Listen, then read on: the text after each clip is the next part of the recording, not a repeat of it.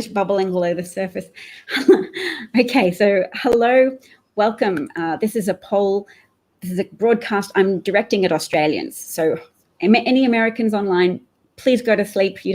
This is not for you. I'm trying to attract an Australian audience for this, but an international audience, if you can't sleep, is honestly welcome as well. I'm wanting to talk about what's happening at the moment in Australia and the latent fury of many Australian women and allies because of what's happened. And I'm bringing on board a lovely Australian woman by the name of Vic to talk about it. She's more up to date than I am on the latest developments. And so I'll just try and ask her questions and let some of her knowledge be put out there into the public sphere so that more of the spotlight can be shone on what's happening. So hi, Vic, thanks so much for agreeing to talk to me today. I'm glad I look like I'm smiling, but I'm actually grimacing because it has been a really difficult few weeks in Australia for women, for people who believe in justice, for people who just want the powerful to be accountable. Yes. It's not really, to me, even really a massive political issue. It's more just about power. Yes. There's a lot of that dynamic that seems very entrenched and rusted on in politics at the moment, or at least that's being exposed to us. But that dynamic is prevalent in Australian culture, generally speaking, and that's probably why we have one of the, I think, world's highest rates of domestic assault and violence against women.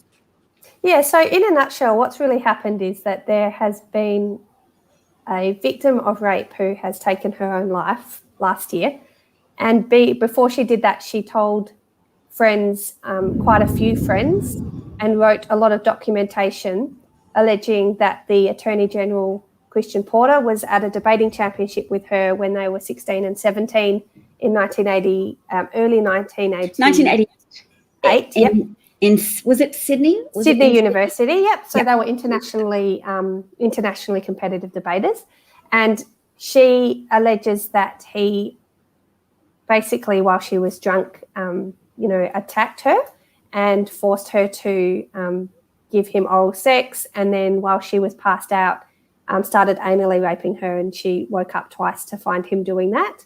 And she has been incredibly scarred from the experience. She was clearly a very talented and intelligent and very, much loved and enthusiastic and energetic person.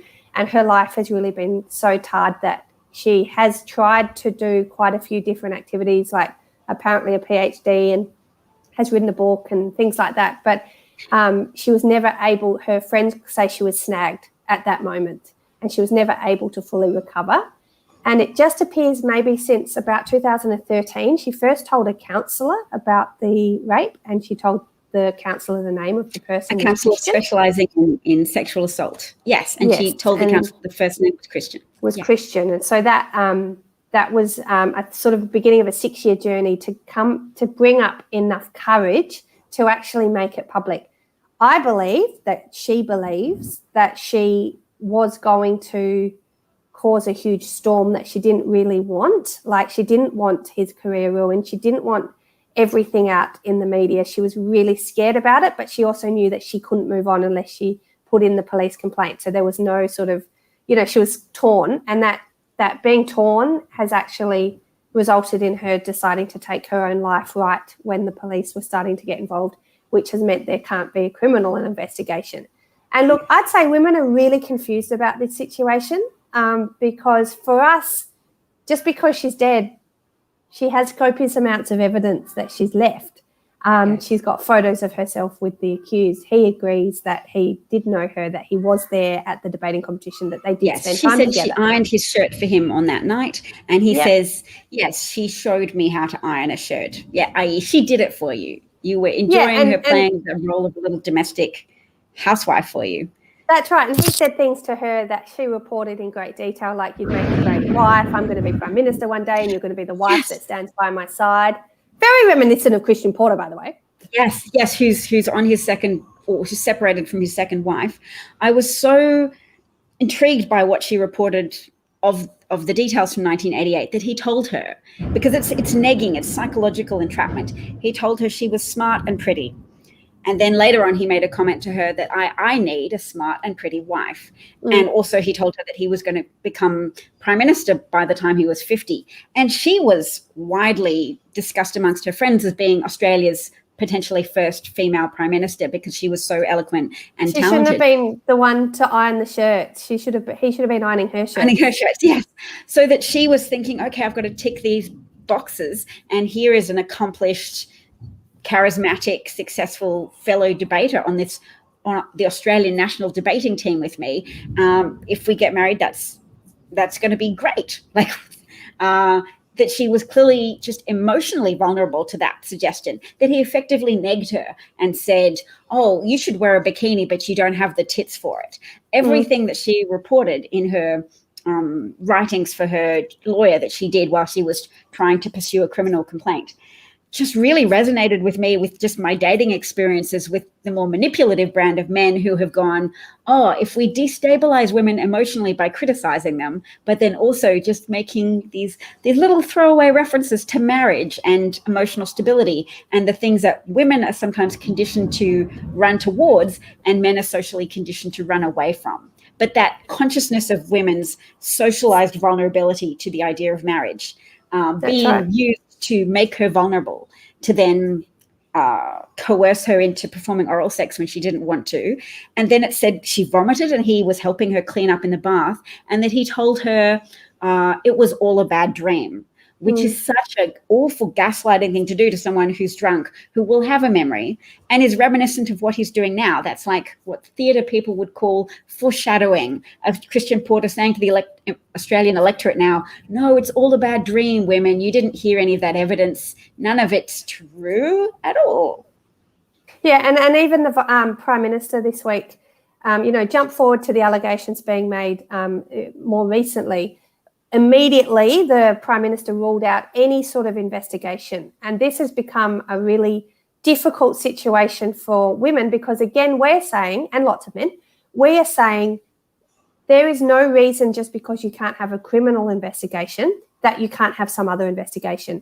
Even if it's not about him being put in prison, it's about him not being fit and proper to be the Attorney General, which I would have thought is a fairly high bar that you need to pass to meet that. There's a character test, and that there are investigations outside of the criminal realm. People expect that. Yeah, because criminal realm, that's about, okay, taking away a person's liberty if they're convicted of a serious crime. So you need the person to be alive for a crime such as rape, apparently, particularly a historic rape that happened 30 years ago. But she never got to the point of putting it down formally. So she spoke to police. Yes. They were coaching her. They were trying to get her to do it. Apparently she was quite pleased with their response. So I don't believe the people who were saying she was dismissed, because she didn't say that. So I think her friend reported that she felt quite positive about this conversation with the police, and they put it on her to say, okay, if you're going to do this, it has to be official. You have to make an official statement, which is admissible in court. And that's where she really fell apart from my perspective. Interesting. So you've had access to more perspective than I had. So you're suggesting it's her own internal ambivalence about potentially exposing herself to all of the controversy that will be thrown up when they say, no, it's not true, I didn't. But look what's happened since she's not even here and she's being smeared left, right and centre. So, she's being accused of having a false memory, being brought up by this stupid book. But she told her boyfriend, we've learned today, her boyfriend only a year after the rape occurred. Yeah. Her diary entries are contemporaneous from a year after the assault as well. It sounds like there's diaries, although apparently that's harder to prove when she wrote them. But the boyfriend is a lawyer. He knows this stuff you have to get right. And very, very strangely, he's also said he's had a conversation with Christian Porter in the early 90s about of relevance is what he said, and lawyers speak. I don't know what that means. But the Prime Minister's role in all this, I think, is probably one of the parts that women so Christian Porter's on leave. He's not commenting. He's on 2 weeks leave. He's making himself the victim. Imagine if it was your son, imagine. And I'm like, yeah, I'm imagining if it was my daughter. Thanks. Anyway, the Prime Minister very controversially whipped out the word innocent this week. He is an innocent man, as in, I'm judge, I'm jury, I am making this decision. Everyone stop talking about it. He's innocent. And of course, the women of Australia screamed back, if he's innocent, you don't care if you have an inquiry to prove it. Yes. But they won't. Yes. Nick Ryan, did you see? Oh, you probably have. There was an article by a friend of the deceased woman, one of her friends, who have been amazing and have really gone into bat for her. And her army, testament to her her army. Testament to just how impressive she was and how the strength of her friendships and the circles she moved in, that all of these very highly accomplished former debaters have turned and put their credibility on the line to say, no, we don't agree with the Prime Minister that it would be an affront to the rule of law to have an investigation. We think it's right and proper to have an investigation because it's not a test of criminality. It's a test of character to say, let us look into these allegations and see what supports them and what evidence exists to support them. So this man called Nick Ryan, who is, I think, the wine tasting editor for the Australian newspaper, which is a Murdoch-owned publication, but he said, I don't think her death should be allowed to be a procedural convenience for the target of the investigations, which was fantastic. Everyone has said, please have an inquiry. You know, Nick said that. The boyfriend who came out today said that. Yes. Even other lawyers are saying that. You know, the Law Society has said that. One of the law societies, I think the New South Wales one, has said that today. But the Prime Minister is just, he's pulled down the shutters. He's just gone, nah. Well, it's the same thing as the reaction that the woman expected. She expected there to be defensiveness. When you accuse somebody of a crime, whether if they did it, then particularly they know what they're defending themselves from. They're defending themselves from the accountability of consequences following on from their actions that they had believed that they'd put behind them. So Scott Morrison, is our Australian Prime Minister, is acting as if he's personally defending his power, which he is, because he's the only one that can call an inquiry. He's the only one who can call an inquiry, but also his government will potentially collapse if he loses his minister, because what is their majority? They've got like a one strong majority in government. And if Christian Porter is made to resign because there's a finding from an inquiry that says on the preponderance of evidence, it seems likely that this rape occurred in the circumstances in which the victim alleged, based on evidence from witnesses who were told about it at a relatively contemporaneous time, like in 1989. I mean, they're pushing forward with that legislation that Christian Porter has championed to, you know, undermine the working conditions of Australian workers, meanwhile, and they're not stopping, you know? Yes. He's on leave and they're not stopping. Yes, Christian Porter has done a lot to undermine the rule of law in Australia, as it would serve the interests of low-income Australians. So Christian Porter he's one of the architects of a scheme called Robodebt, which involved computer algorithms being used to send letters of demand to relatively poor Australians who've received at some point in their lives government. Thousands suicided. Yep, I think over 2,000 people took their lives. They received letters saying things like, you owe us $10,000 and you have to pay by Christmas, and there's no possibility for appeal. The computer has spoken. And people were so distraught because we're talking $10,000 will not mean anything to a wealthy person, but $10,000 to someone who's sufficiently impoverished that they've received government benefits, that was really crushing to a lot of people, and particularly young people who received that letter as well, who didn't feel that they had any options and whose potentially already challenging mental health was then just pushed to the edge. And the government was able to stand behind that and say, well, you can't, convincingly link any of those suicides to us, because there were hearings in which some people read out letters from mothers of the deceased saying, my son was so distraught receiving this letter saying, pay the government back such a large sum of money so quickly. And I've lost my son and he's lost his whole life. And this has just ripped everything from us. Well, not even that extreme language, but just really poignant emotional language to describe what was taken from them by the government pursuit of money from the poorest Australians. And that Christian Porter helped organise that. So he's part of this power class that gets to act seemingly illegally with impunity and then also defend themselves by saying, rule of law here, I assert rule of law. You cannot challenge rule of law. And the first rule of law is do not speak about the rule of law. Like, it's just this arbitrary Fight Club, self-serving things anyway. But go back a bit to, you know, a lot of people, when there was an allegation made, it was just for a few days, I think 2 days, just a cabinet minister. And even though we knew it had happened in Sydney, almost everyone I know said, I knew it was Christian Porter. And go back to a few months ago, the ABC did a Four Corners report about Christian Porter and another minister, Alan Tudge, who was also involved with the robo-debt stuff.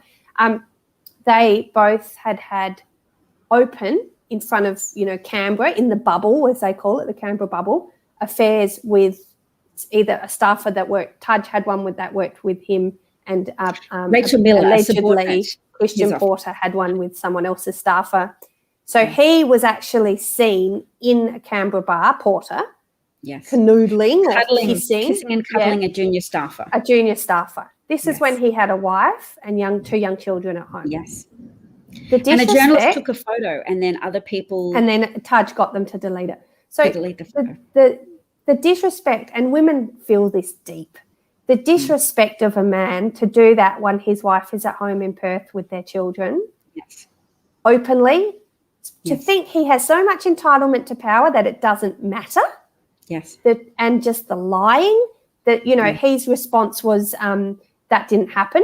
Well, people saw it, Christian. Like, do you think that you have enough power to wipe people's memories or something? Because people saw it. But also, it was really disappointing that that entire bar of insiders didn't actually break that news. It was sort of uncovered by journalists well after the event. But I felt like it goes to the character of a man that can do that. Yes. I mean, and a lot of men cheat. Government tried to then stop that program from being aired. Exactly. The government completely lost it that went to air. That's their private lives. Well, no. You're the Attorney General. Your character is relevant to the conversation. Yes. And, you know, I don't feel like I think there's been a trending hashtag this week, I believe Kate. That was her name.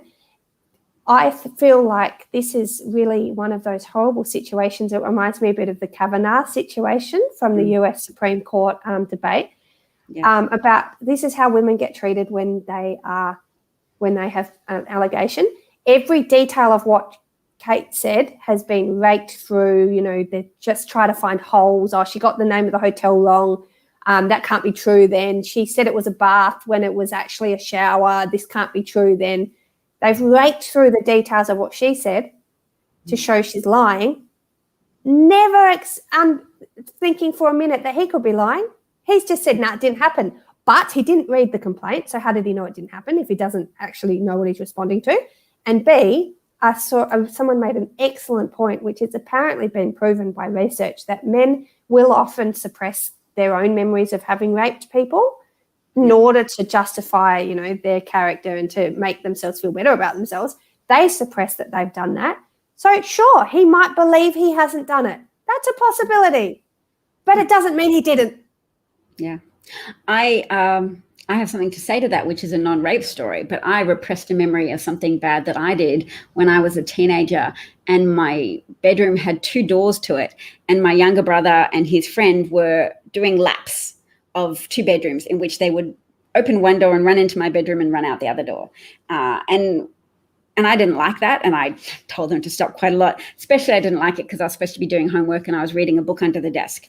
And at one point when they wouldn't keep on barreling through my room, I chased them, and I didn't entirely remember what happened when I caught one of them, but I found out. So I had evidently repressed the memory of the fact that my brother was too fast, I didn't catch him, but I caught his friend, and there was a significant age difference. There was 8-year age difference between us. I caught his friend, and I evidently sat on his butt and hit him in the back. And he had little tiny fist-shaped bruises on his back, which his parents saw and brought him back over to our house saying, oh, our son has bruises on his back and he claims that your daughter hit him. And I was like, oh, no, I didn't do that. No. Maybe the bruise is because, it's just one bruise. Maybe the bruise is because I threw something at him. Yes, I threw a coat hanger. And then some time passed and I just went, oh no, wait, I mean, not that throwing a coat hanger at somebody is much better. But I was like, oh no, wait, I did do that. And I really genuinely didn't initially have any memory of it. But the fact that they'd come over to my house and that the bruise existed, that gradually brought me around to my memory being honest enough to allow me to admit to myself that, yes, I did do it. But it's hard to admit this stuff, you know? Yeah. He's got no reason to admit to it. Yeah. There are self-preservational structures in the psyche. Right. That's just what I wanted to say. So I'm happy to believe that that's operational for Christian Porter too. But with me, I know that over time I went, oh yeah, I did. It maybe took me 2 days or something to admit to myself that I had done that. And I had like literally pummeled a little boy. I mean, my sense is that if he was 100% sure he didn't do it, he would love to throw a light on it with an investigation. Yeah. You know, like one of the things I've always been fascinated by is false accusation. So I think it's because of my love of the movie Shawshank Redemption that I've always been fascinated by how would you deal with the situation of false accusation. You know, like Schapelle Corby, she said she was in jail in Bali for something she hadn't done with the marijuana. Who knows if she did it or not, but she was claiming a false accusation. And so we were all like, is that how you'd behave if you did a false accusation? Yes. I think to myself, if I was accused of something that horrific and I was 100% sure I didn't do it, I would absolutely support an investigation to clear my name. Well, Brett Kavanaugh tried to say that as well. He would sort of make nods to saying, oh, yes, I welcome an FBI investigation. He said that in between bouts of crying and talking about how much he liked beer. He's the victim. But he knew, I'm presuming, that there would be constraints on an FBI organization that was requested by Republicans who supported his candidacy. And it turned out they did a 2-day investigation and they didn't interview some of the principal complainants. There was a woman at Yale University with Kavanaugh who said that he was drunk and he had put his exposed penis into her face, and that she had told contemporary witnesses at the time, and that was quite a substantial allegation. Like, it was harder to prove the rape allegation where there weren't witnesses, or that she hadn't told anybody for years until she told a therapist. But that particular Yale story was easier to support with witnesses, and witness testimony does count as a type of evidence, testimonial evidence. So Brett Kavanaugh was able to say, oh, yep, I'd like an investigation. And at some point, maybe the Prime Minister will agree to an investigation. It has to be independent, though. This is the thing. To be independent. That would be great. I mean, people have some concerns about the police force, and you've actually made me feel a bit better about the police's initial attempt to take her testimony, because I, along with some other people I've seen on social media, were saying, why did they delay for 6 months between the first time that she went to the police? It's interesting you say that, actually, because my sister's just texted me the latest from Samantha Maiden, who has been absolutely smashing it over this. She has. So I'll just read you the tweet. So breaking, New South Wales police confirm Australian Federal Police never passed on the letter to Scott Morrison outlining historical rape allegations in full before they closed the case. More to come. Yes. So did they just pretend it wasn't happening? It feels a little bit like they did, because, so let's go over what we know. We know that she visited the police in...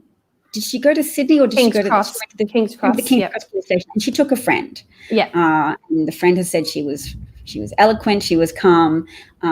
She explained that she had some strong feelings about it, but that she wanted to initiate the process. And police took not a formal statement from her at the time, but I guess an informal statement. Yeah. But then they hadn't seen her, and 6 months had transpired, and they said that was because of COVID, but other people have said, well, why didn't they ask the South Adelaide police force to interview her? Because she lives in South Adelaide, a different state. The crime had occurred in Sydney. Yeah. Oh, sorry, South Australia. Yeah. The crime had occurred in Sydney because they were there for a world debating championship. So no one was making a huge effort. Yeah, they didn't make a huge effort. They didn't co-opt fellow police officers to conduct that interview on their behalf and take that formal statement. They let months and months pass, which would have been incredibly stressful for her, because she already found it stressful. So to not be able to just get it out of the way with and make her statement.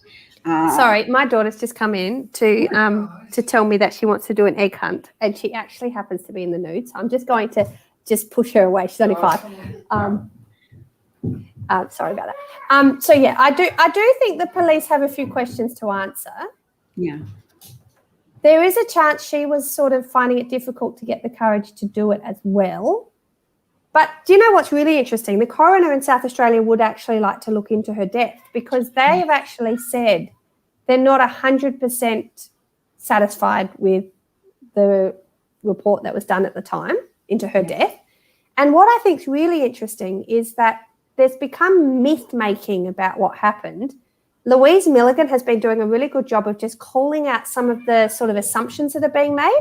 So she said, and the tweet just went crazy because everyone was like, oh my God, I misunderstood that. She said that it wasn't that the allegation had been withdrawn, which is some people have said she withdrew it and then the next day she committed suicide. Yes. It wasn't that the allegation was withdrawn. She just withdrew the part where she wanted to get involved in it, basically. Yes. So I think withdrew her thought, consent to pursue the investigation. She didn't withdraw it as in, I'm no longer saying that was he factual. raped me. Yeah, and that's two different things. So she withdrew her intention to give a statement. Yeah. Yeah, she withdrew her intent to proceed with a formal statement. Yes. Yeah. Which is qualitatively different from saying, I'm backing away from that whole That's right. allegation. You know, maybe it didn't happen. She didn't do that. She just said, this is going to be too hard for me. And one of her friends said, I think that she cut her hair to match the same haircut she'd had at the time. To go back, when she was 16. She wanted to go to the same place that she should have gone. She thought she should have gone to the police at the time. Like trying to access that parallel universe of the direction. Oh my God, that's going to break me. It's like a sliding doors moment. Yes. That 16-year-old. She thought it would fix her, but it ended up pushing her over the edge. Yes. But that moment, that cutting her hair and then taking her in life as if she's trying to cleanse her timeline of what happened to go. This is like part of the reason people are so angry is why would she lie? Why would she put herself through this? Why would she lie? You know, like people are like, oh, she wanted to bring him down. Well, so you're saying that 30 years before he became the Attorney General, she decided she was going to bring him down? Yes. Well, they'll probably doesn't ring true at all. That she falsified her diary entries. And it's interesting because I guess you said it's difficult to verify when diary entries were made. So presumably somebody who's maybe a spurned former lover or something could go to that effort. And you said you were interested in how you redeem yourself when you've been falsely accused, as in the Shawshank Redemption, or in that Harrison Ford movie Witness, which I also haven't watched. The usual answer to that is, you find the person who really did it or something like that. And in rape cases, usually you can't do that. In the Kavanaugh moment, there was someone on the conservative side of politics who tried to use an app of looking at house plans called Zillow to say, oh, well, in her account of the rape, there's actually another house that matches her description that belongs to this boy who went to her who she knew at the time, and he could be the rapist, and maybe she was just confused. And everybody's That's like, creepy. well, that dude's going to sue you now because you've used Zillow to say, here's the floor plan of the house he lived in at the time. That matches her description of, I walked up the stairs and then I was pushed into a bedroom at the top of the stairs. Like billions of houses could match that description. Well, but it's a really modern way the patriarchy just muddies the waters, don't they? And they sully the witness. Had to do was muddy the water. All they had to do was just get some men to go, okay, maybe there is room for reasonable doubt. We've all watched enough crime drama to know you just where there's a doubt. Yeah, play on that down. But what was really interesting to me too was that man. I was going, oh, will he sue? That his name is being dragged through the dirt. And then it turned out that man was actually her boyfriend at the time. So it was his house that it was his house that the party was in, possibly. But that doesn't mean he was the rapist. He was her boyfriend, and it was her friends going, you know what? Oh, not her friends. His friends were Mike Judge and Brett Kavanaugh, who then allegedly, pushed her into a bedroom, turned the music up high, and tried to rape her as this drunken exploit of well, you don't just belong to that boyfriend. It's interesting because sometimes a lot of men will say, oh, look, we respect women and that we would never ask someone out who had a boyfriend, or that's a defense that women can say if they don't want to be approached. I've got a boyfriend, and there's some kind of honor system amongst men. And that system is more interesting to me in the Kavanaugh story, because that clearly wasn't being honored by the boys in that house, who go, we respect women so much that we don't even care that that girl is sort of the girlfriend of our friend. We're just still going to try and help ourselves. We're going to gratify ourselves at her expense. That's been the big motto that I've tried to take, is that women want to say, do not gratify yourself at our expense and then savage us if we seek to expose what you've done. And it does feel like the women wear all the consequences of this brutality, and the men just keep backing each other up. And this anger has trying to upend the power balance. Like, you have to take it. You can't challenge it or say it's wrong. That's right. They always push back. Bring the light onto it. You have to keep it secret. You have to be ashamed. And that really helps reinforce for me as well that every time people have gotten upset because someone said, oh, well, women shouldn't drink alcohol, or you should tell young girls to drink alcohol, there was part of me saying, oh, well, it seems like actually good practical advice to watch your alcohol consumption, because alcohol is associated with violence and rape and also cancer. But I'm realizing more now that all of those discussions are essentially giving a societal pass to rapists, because every time they hear that conversation, they know it's just focusing on women's responsibility and women's culpability for being victimized by rapists. And that, I mean, I was saying to someone the other day that it feels like do you need to get that? My husband. Hello. It feels like the patriarchy is both incredibly fragile and defensive, but also impenetrable. And so women never win, women can't win. To the point where I've actually been having so many conversations with women who are just not politically engaged. I mean, I'm like the opposite. I'm completely politically engaged, but who are just saying, I am so sick of this. Yes. We're having a march on Monday in Parliament goes back Monday. Porter will not be there. But in protest, there's a march at midday in every capital city and other major centres. Everyone's wearing black. We are hopefully going to get thousands in each city. And I'm not really sure what's next. I feel like the Prime Minister thinks he can ride it out. Yes, he does. He's got the support of the Murdoch press in his back pocket, and Murdoch owns 70% of the print media in Australia, and that's a very cozy, symbiotic relationship. They're going to just test that. They're going to test the strength of that relationship and its hold on the imagination of Australia collectively. And will they be able to make it into kind of a culture war of men against women? Which is why I'm so keen to embrace male allies and go, don't make it a male versus women thing. This is a power abuser versus victimized dynamic. And it's also the way that the government has responded every time they've been accused of wrongdoing. Yes. No one ever stands down. No one ever loses their jobs. Sports shorts was the only one where a minister lost her job. And, whoa, it's a woman. This is good. Yeah. And the other thing people have been talking about that Julie Bishop was brave enough to tell everyone that while she was trying to get numbers to run for the leadership, there was a pack of men called the Big Swinging Dicks Club who made sure that she didn't get that position. The big swinging dicks. And I can say dicks on. So it's a cultural problem in the Liberal Party. Let's just be honest. It's been there for years and years and years. What do you think the misogyny speech was all about? Unrepentant misconduct, and doing so in a context of impunity that has been granted to them by a broken media system that is just broken in its diversity, because when power is concentrated in the hands of certain wealthy people, they can't be trusted not to abuse that power. And more women are realizing that power is being abused at their expense. So it's not just people who are relatively poor.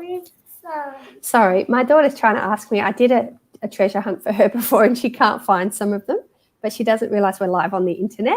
So I'm asking my husband to shut the door. Thank you. This is the life of a mother, as you know. As I know. It never ends. my daughter I do have doors on this study, but that can be opened. That's the problem. I don't have doors.